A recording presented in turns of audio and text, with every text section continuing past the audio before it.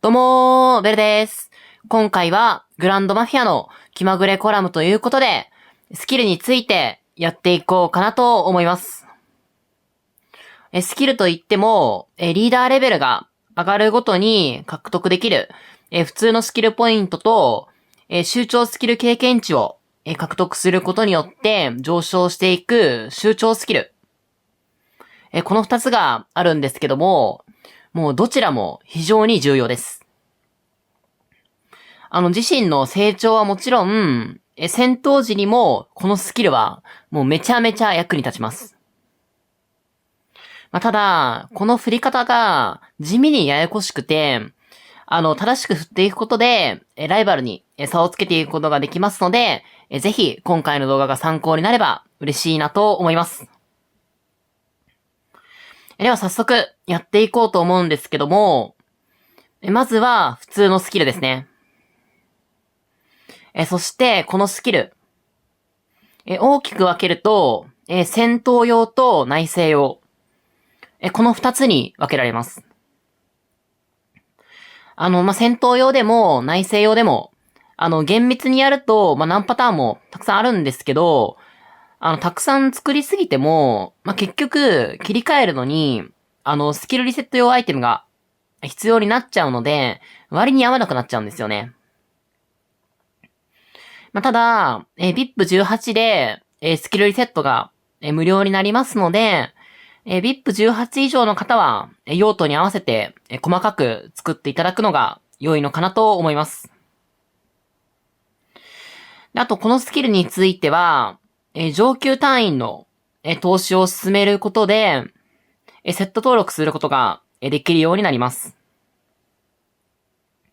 で、これですね、このスキルメモリーの投資を進めていただくことで、セット登録することができるようになります。でもこのセットが本当に便利なので、よく使うセットをこちらにどんどん登録していただくのが良いのかなと思います。ではまずは内政用のスキルを見ていきたいと思うんですけども、内政用スキルで必要なのって、研究速度と、建設速度と、投資速度と、トレーニングスピード。この3つなんですよね。で、そして、これを、一つのスキルセットに、入れておけば、変更する必要がなくなるので、もう便利ですね。で、そして、余ったポイントは、自身が特化している、資源か、ダイヤの生産バフ。もしくは、資源の略奪スピードのバフに振っていただくのが良いのかなと思います。ただ、ここで、地味に大事なポイントがあって、結構、この略奪速度に振っている方、多いと思います。ただ、ここについては、結構一向の余地ありで、確かに、集長マップなので、高レベルの資源タイルを収集できるんだったらいいんですよ。ただ、通常マップの資源タイルって、レベルが高くないので、収集速度を上げても、じゃ資源採取が完了しても、じゃまたすぐにログインして出し直さないと、結局、略奪スピード上げた意味なくなっちゃうんですよね。で、この資源生産のバフって、結構でかいんですよ。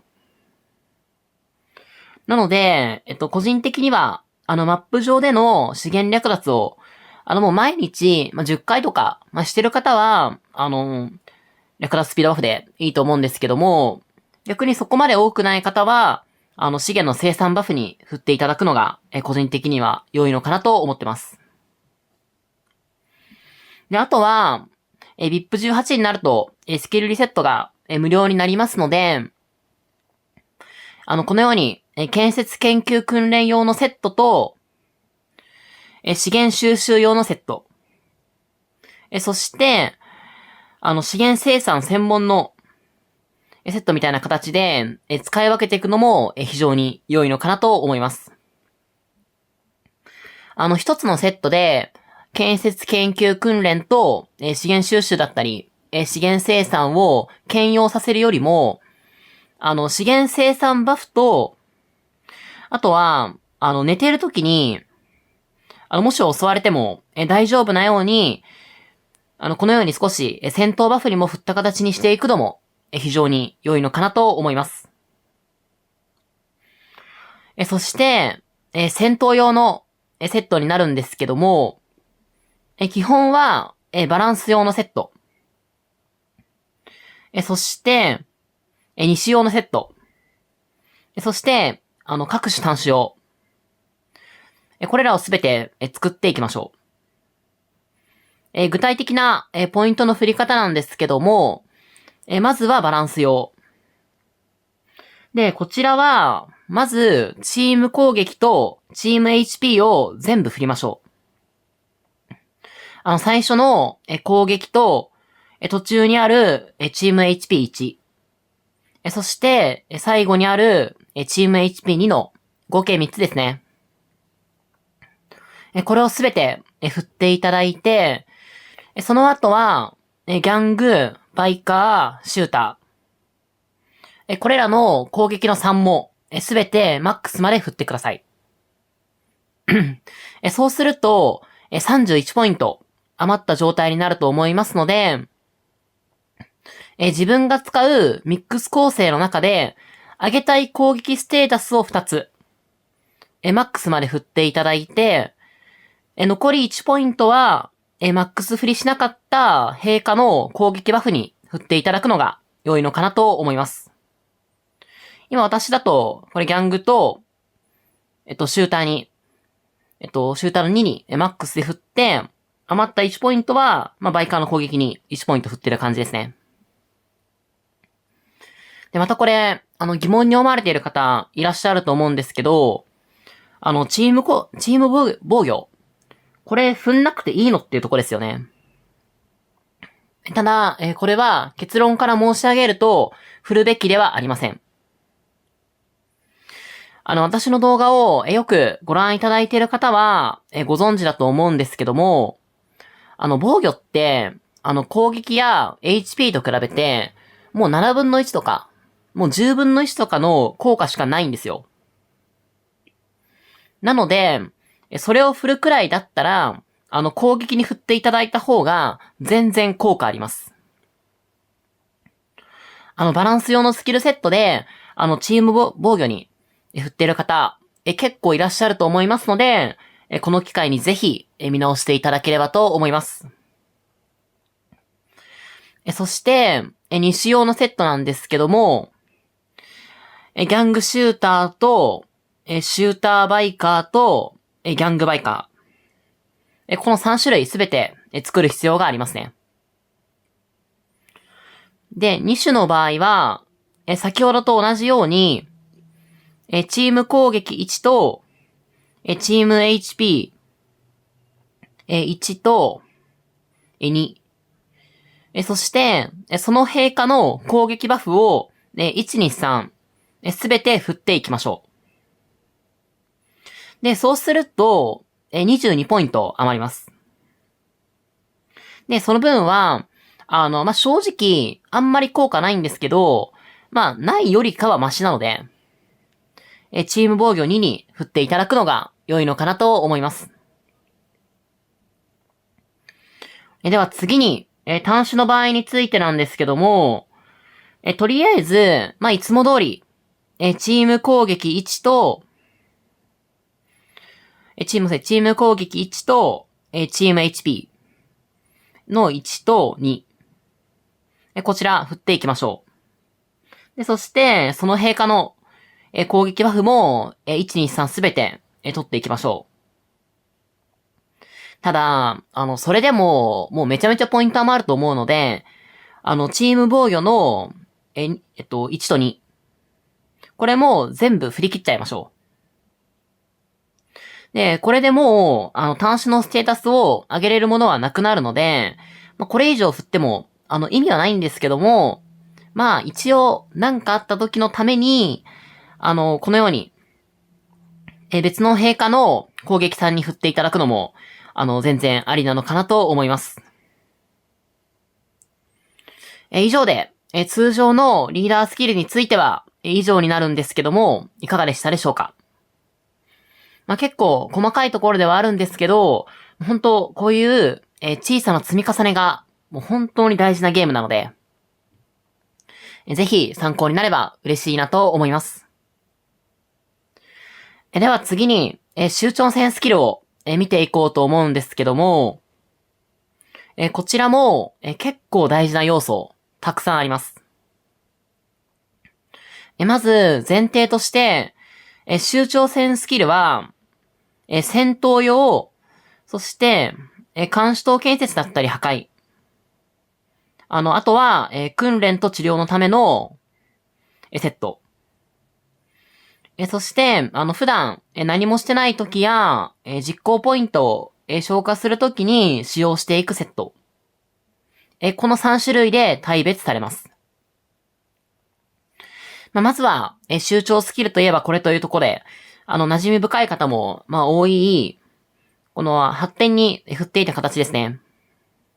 そちらをお伝えしていこうと思うんですけども、こちらですね。訓練で今、こちらのセットになるんですけども、とりあえず、最初は一本道になりますので、突き進んでいただいて、そうすると、ここで、二つのパターンに、分離します。で、ここなんですけど、まずは、トレーニングコストまで振ってください。で、その次は、休戦協定だったり、その下に進まないで、治療バフの方を取りに行きましょう。その先に、これどんどん突き進むよりも、治療バフ上げてった方が、全然効果あるので、治療バフを経由していただいてから、その先に進んでいただくのが良いのかなと思います。では次に、普段何もしてない時や、実行ポイントを、消化する時に使うセット。強化ツリーの、緑のやつですね。こちらなんですけども、もう、めちゃめちゃ重要です。で、この強化ツリーは、もう、下に伸ばしていくだけなので、考えることっていうのは、特に何もないんですけど、この強化ツリー、何がでかいかって、実行ポイントの回復速度上げれるんですよ。この実行ポイントの回復量が増える。これって、もちろん、普段の、カジノ狩りだったりにも影響してくるんですけども、征服シーズン以降の、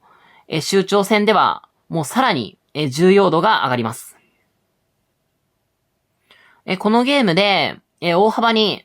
バフを上げていける、ファミリークリスタル。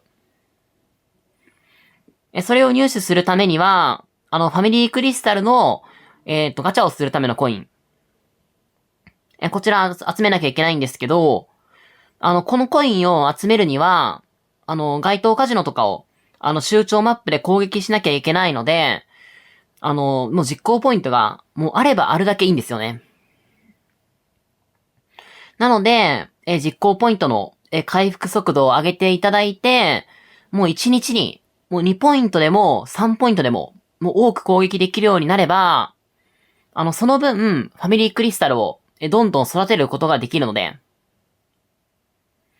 戦ってなかったり、オフラインになるときには、この、強化に振った、スキルセットにしていただくのが良いのかなと思います。あとは、周長スキル経験値アップの、バフもありますので、実行ポイントを、使ってる最中や、該当覇者を狩るときは、もうぜひ、この強化ツリーにしていただくのも、そうですし、キルイベで、ポイ活する場合ですね。その場合には、獲得名声アップの、バフもありますので、こちらの強化ツリーに、振ったスキルにしていただくのが良いのかなと思います。で、あとは、この強化ツリーにある、スキルの、もうちょい下ですね。あれ違うか。もうちょっと上なんですけども、あれどこだっけな。えーっと、あれ、ちょっと見失っちゃったんですけども、あれ、別荘保護の上だよな、確か。だから、ちょっとごめんなさい。普通のスキル画面行こうと思うんですけども、これですね。こちらで、24時間のクールタイムで、10ポイント、実行ポイント、獲得できますので、もうこれはぜひ、忘れずに使用していただくのが良いのかなと思います。では次に、戦闘用の集長スキルセットについて、お話しさせていただきたいと思うんですけども、集長のスキルセットって、投資を進めても、合計で6つしかなくて、先ほどお伝えした、発展に振ったセットと、あとは、強化に振ったセット。で、これで、もう2つスキルセット使っちゃうので、戦闘用のスキルセットに使える枠って、4枠しかないんですよ。なので、通常のスキルのように、全パターン作れないので、取捨選択する必要があるんですけども、基本的には、ミックス用のスキルを1つ。それで、あとは、2種類、2種用のスキルを1つ。で、あとは、単種のスキルを2つ。作っていただくのが良いのかなと思ってます。ただ、このあたりの個数については、ご自身のプレイスタイルと相談して決めていただくのが一番良いのかなと思います。ではまず、ミックス構成の振り方なんですけども、こちらについては、まず、こちらの、火ダメージ減少バフですね。もうこれがめちゃめちゃ効果でかいので、もうギャングシューターバイカー、これもうすべて振り切っていきましょう。で、その次に、こちらの、相性バフですね。このツリーもどんどん振っていきましょう。で、これ、本来だったら、相性バフも全部振り切るべきなんですけども、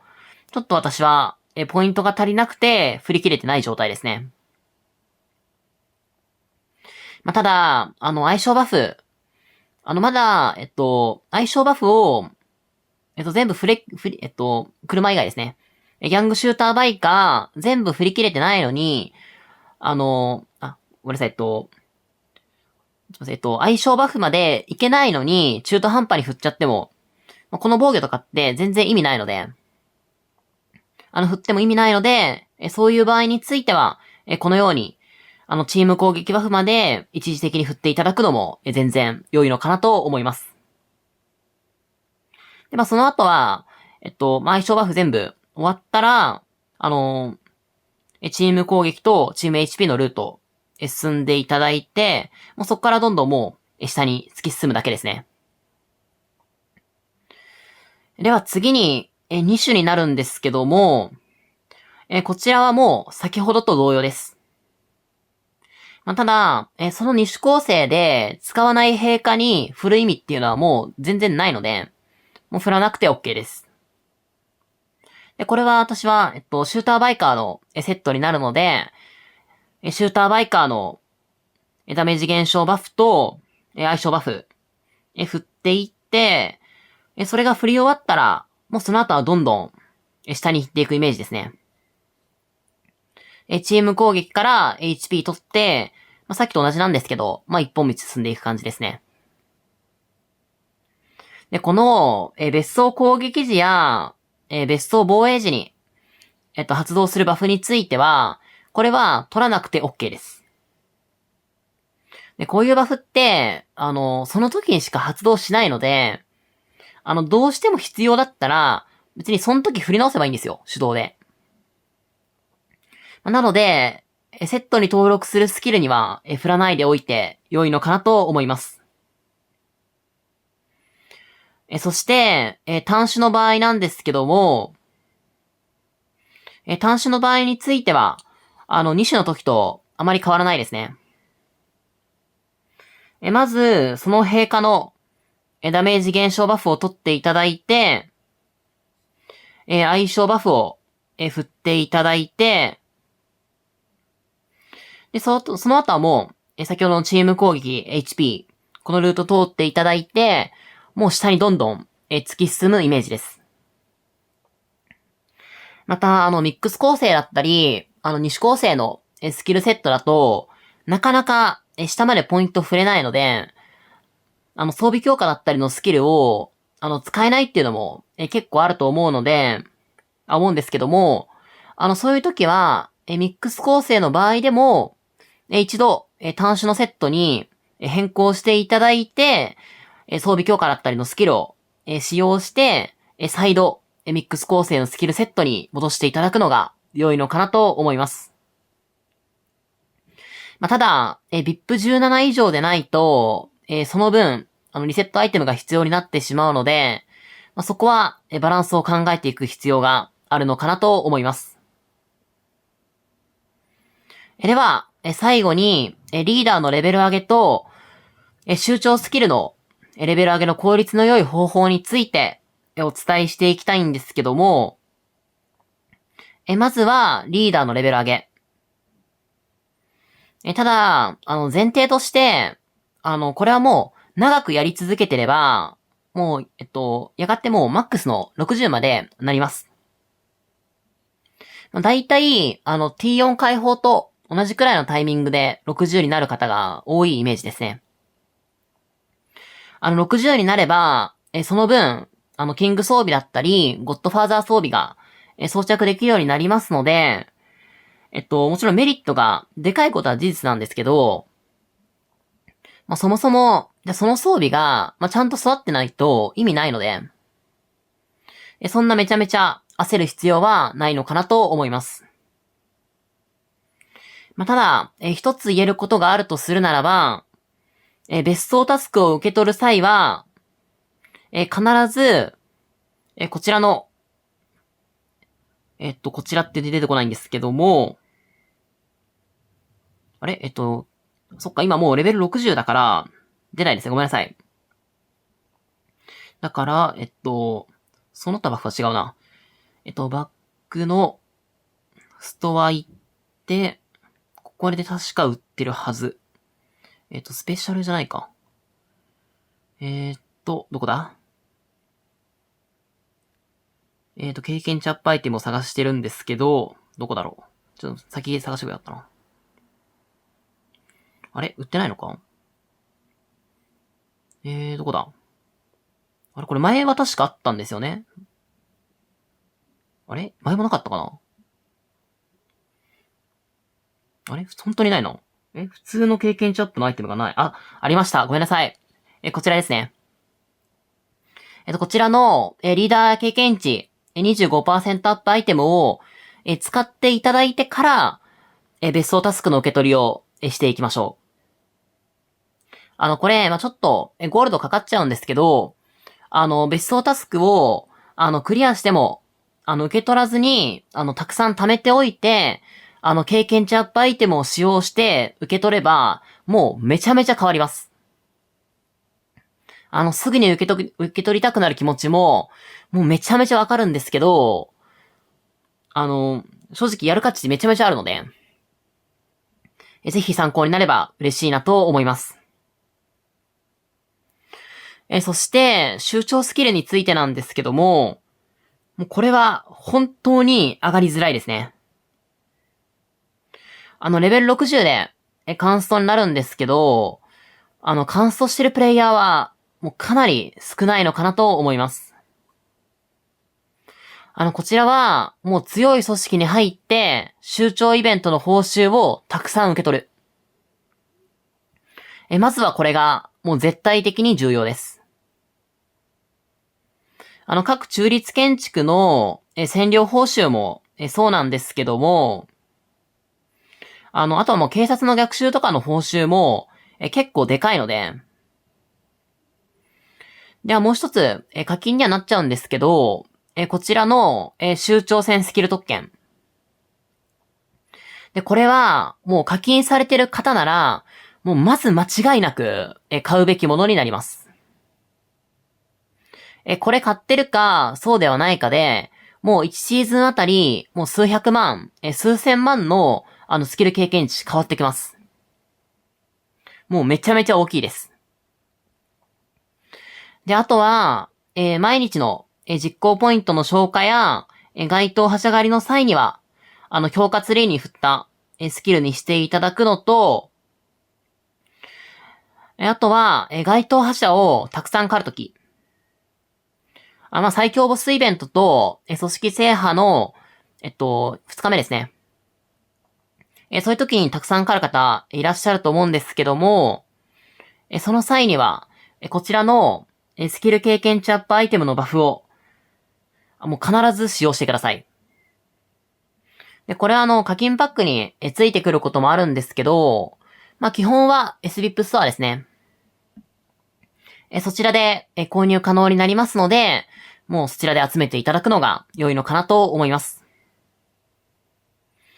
で、あと、該当覇者を狩るには、エネルギーがたくさん必要だと思うんですけども、もうそのエネルギーは、もうヘルイベをもうどれだけやるかっていうのに本当にかかってきます。